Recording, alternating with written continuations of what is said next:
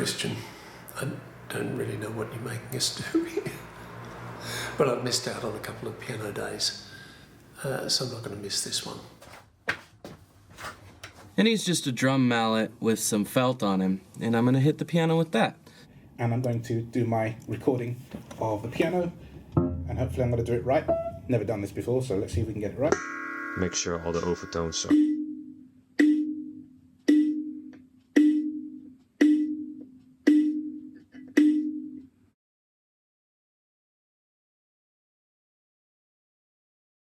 So I saw a guy on the internet doing this.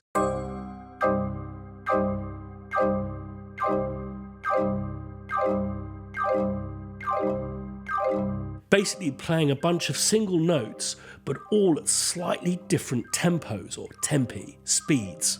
So I thought I'd ask a couple of thousand friends if they could help me out. It was very last minute and the instructions were poor, but 95 did, and I really thank them for that, because what we have created is, well, different. So I made them a plan, a bunch of different notes to play, one after the other, but as each note changed, so did the tempo, just very slightly. I then took each of their recordings and separated each of the notes and stacked them on top of each other a total of 15 times for each player. 95 players playing 15 times equals 1,425 musical instruments all playing together at the same time, but also not the same time. So this is a process I undertook when people sent in their audio. I first put all of their notes in time with this flex tool, then printed that to audio.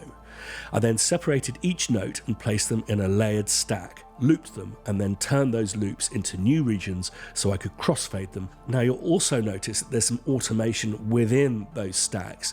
This is me actually making a composition out of this concept, moving notes and bending them in ways that are not idiomatic of a piano at all.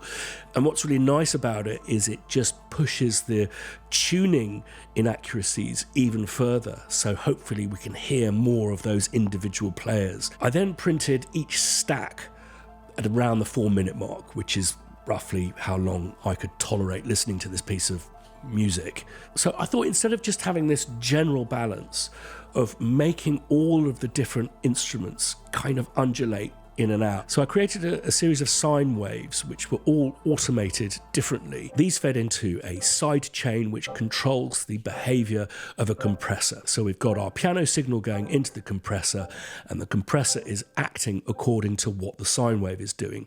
The louder it becomes, the quieter that instrument, and vice versa.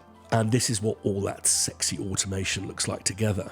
I found a point at which it would be nice to end the piece, and I've automated all of those sine waves to go to nothing, and therefore all of the pianos and instruments to come up as loud as humanly possible as a crescendoing climax at the end. So listening to these, there are definitely some areas of chaos where my brain can't decode, and unfortunately this is down in the mid to low end where it gets very kind of muddy, and as a consequence I can't form some nice chunky harmonic bass notes beneath it.